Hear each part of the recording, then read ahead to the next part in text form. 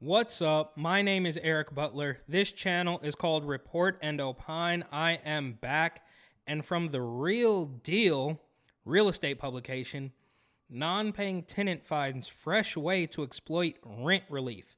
Staten Island case reveals another failure by state to close programs loopholes and enforce rules.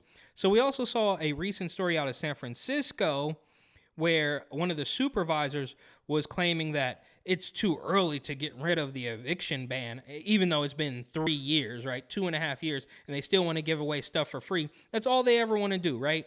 And clearly there's people who are still trying to get stuff for free. And look, who can I blame him? No, of course, I want to live rent free as well, right? And I always bring up the story of the guy in California who was sentenced to 4.5 years, or I believe 5 years or something like that, for a PPP scam. So it doesn't matter how many times the media and the political establishment lied to you about, everything that's going on, right? Whether it's shutting down your business, telling your kid they can't go to school, you can't go back to work if you don't comply with the pharmaceutical requirements, right? It doesn't matter about any of that. If they throw one scam, which they were clearly doing, when I say they, I do mean the political blob regime establishment hacks. They lied to you. We can see it's slowly coming out now. Everybody, no, not everybody. I knew, a lot of people knew, could see right through it from the very beginning. But now, little by little, article by article, it's all starting to crumble, right? Fauci, none of it made any sense from the beginning. And 3 years later, it's finally starting to come out. But when one guy says he's going to throw the scam back in your face, it's going to backfire on you, he goes to jail. But of course, that's a different story. This is about a deadbeat tenant who doesn't want to pay and will use any trick in the book to not pay rent. And can you blame him, right? Rona's an excuse for everything. You don't want to go anywhere, don't want to go to work, can't go to work. It was a coverall. It would, anything happen, you could just blame it on Rona. And now we're just shifting those excuses. So let's figure out how this guy is avoiding paying rent, or perhaps it's a woman. Months after New York's rent relief portal closed, tenants continue to find ways to exploit it. After more than 3 years without a rent check, 3 years, landlord Emily Barlow thought she could finally get rid of the non-paying tenant in her small rental house on Staten Island. A house court judge had approved her October 2020 eviction petition. And that's another thing. It takes, you have to hire an army of lawyers to get rid of one deadbeat tenant. Right? They have all the rights. And look, I get it, and it's the same with every single thing, every single one of these establishment talking points. It comes from a kernel of truth. Like, it could be good in a sense. There's always an argument to be made for the beginning of the microscopic beginnings of one of their points, but then they drive off a cliff until it's no longer recognizable and it makes no sense. So yeah, you want to protect tenants, but then before you know it, oh yeah, he could stay there for 3 years without paying rent. Just like that. And the landlord can do nothing because, a landlord just by nature of being a landlord is evil and she should let him stay for free, right? These people always complain about the billionaires and the millionaires. Anybody who owns anything is obligated to give it to somebody who didn't work for it. Like, I'm getting off track here, but like Mr. Beast, hugely famous YouTuber, millionaire, billionaire, whatever, and then he starts doing philanthropic things, and then people complain about that because it's a rock and a hard place. The game is rigged, and you can never win. Moving on. The court judge had approved her October 2020 eviction petition, allowing her to reclaim the single-family bungalow where the tenant had failed to pay rent since November 2019, or so she thought. So he wasn't paying before Rona. That's crazy. Barlow knew the eviction wouldn't be immediate. The tenant, Said Darabish, secured 15 months of rent relief from the state's emergency rental assistance program in July, and with it, the year of eviction protection that had an approved application provides. But text from Darabish last week indicates he may have found a new way to stave off the eviction for another year at least. So this guy wasn't even paying before Rona, figured out how to keep it. So wasn't paying before Rona, and then the state starts giving away free money because somehow the CDC or whatever said that you don't have to pay rent. None of that made any sense. He takes advantage of that and is now figuring out another way to take more advantage of a complete scam. And this guy won't go to jail like that guy who bought a Bentley with $5 million of PPP loans. This is basically the same. The only difference is the victim is just a regular homeowner, not the corrupt establishment government.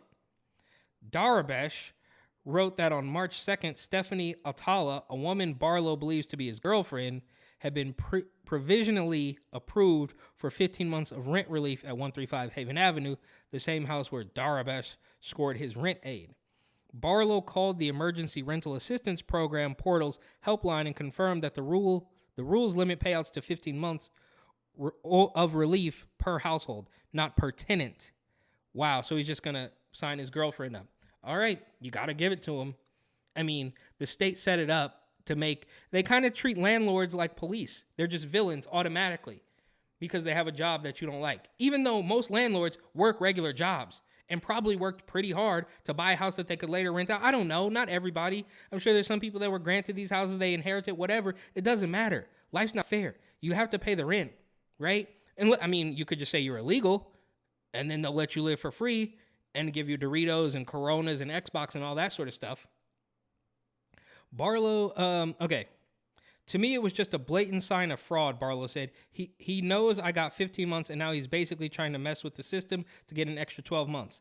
Records shared by Barlow show that Darabesh has tried a similar stunt before. After the state program approved the tenant's application in July, Barlow filed to lift the automatic stay on eviction that an open application provides. Yeah, of course. But this is what you get. When the establishment is scamming people for their benefit and other people start scamming, that's just what's going to happen, right? It's like when people are surprised. I mean, think about this. LeBron James' son is probably going to go to the NBA. Dwayne Wade's not so much, different story. But when you set an example, people will follow it. So if you're going to set it up to give free, whether there's an emergency, here's free money, then people are going to say, well, now I have an emergency again. I need more free money. What did you think was going to happen? Same thing with the migrants, right? You put them up in fancy Times Square hotels and then say, oh, you got to go live in a tent city in Brooklyn. They don't want to because they've already been accustomed to the life that you gave them. Obviously, they're not going to take care of it. It turned into a drug-fueled sex romp or whatever, apparently. But did you think for one split second that when you let them have everything without working for anything that they were going to take care of it? No, they were just going to assume you were going to keep doing it. If you didn't go along with everything that they needed from you, then they were going to protest. And that's what we're seeing here. It's the exact same. Okay, not the exact same, but it's the same premise, right? You gave him free money, then you stop, and he's just going to keep asking for more. And a lot of these government officials, of course, would want to give him more money because they want to have control of how much money each person get because it's always going to be 2 for me, 1 for them. The next day, Darabesh texted Barlow a screenshot of a second application he'd filed. Barlow forwarded the evidence to the portal's fraud department, the Office of Temporary and Disability Assistance, the state agency that runs the relief program, denied the application a few weeks later. But soon after, on August 15th, Atala filed her own application, ERAP records show. Yeah, they're scamming. But, of course, I mean, it's, again, another example. It's like in The Dark Knight, right? When these bank robbers, off each other as each of their jobs are complete. Right? They turn on each other. So you scammed me, or we scammed together, and then we turn our guns on each other. I mean, it's an absolute mess, right? It's a complete mess, but they brought it on themselves, right? I mean, what did you expect to happen? That nobody was going to try to take advantage? There was that lady out in California who is now being promoted because Democrat politicians always fail up, but she scammed, or she fraudulently gave out billions of dollars worth of unemployment or something, and now she's going to be the labor secretary, right? So when you are scamming, expect to get scammed back. What goes around comes around, I guess, for lack of a better phrase or term.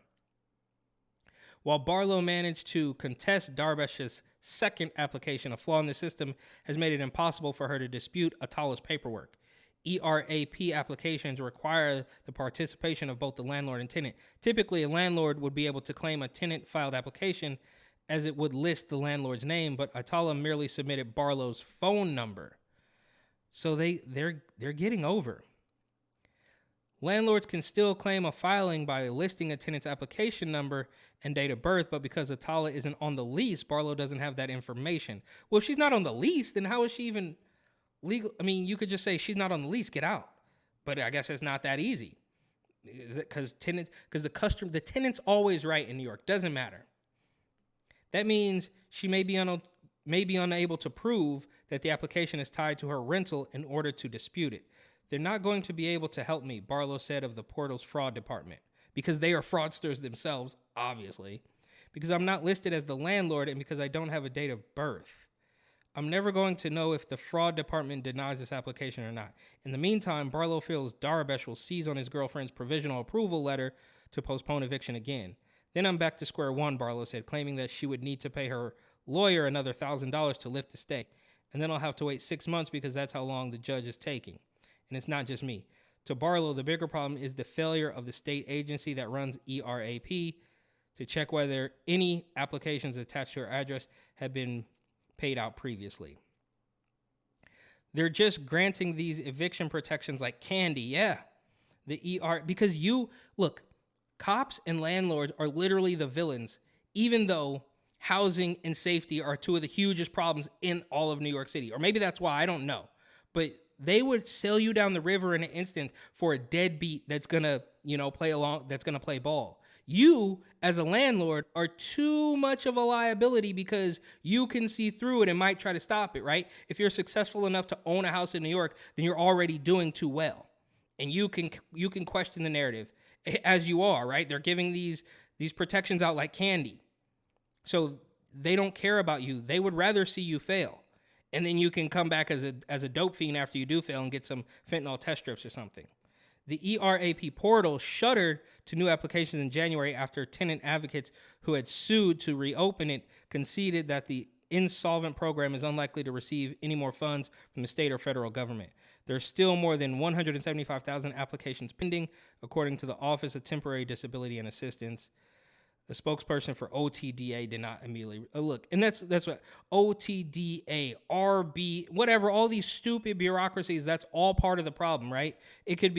You could have one, maybe I'll run for office, but all of these overpaid bureaucrats are part of the problem, right? And they're granting these eviction stays and they're doing whatever it is they want. None of it makes any sense, but that's par for the course in New York. So good luck trying to, like I said, good luck trying to run a business. Good luck trying to be successful in New York. It's not going to work. Everything is stacked up against you. Meanwhile, the dope fiends are going to get clean injection sites. The deadbeats are going to get free rent. And the list goes on. And you, as a hardworking, tax-paying homeowner, are going to get the short end of the stick every single time in New York City. So good luck with that. I suggest you sell that house, take the money, and run as far as you can. Or maybe to Florida. I don't know. Anyhow, thank you so much for watching. Please like, comment, share, and of course, subscribe.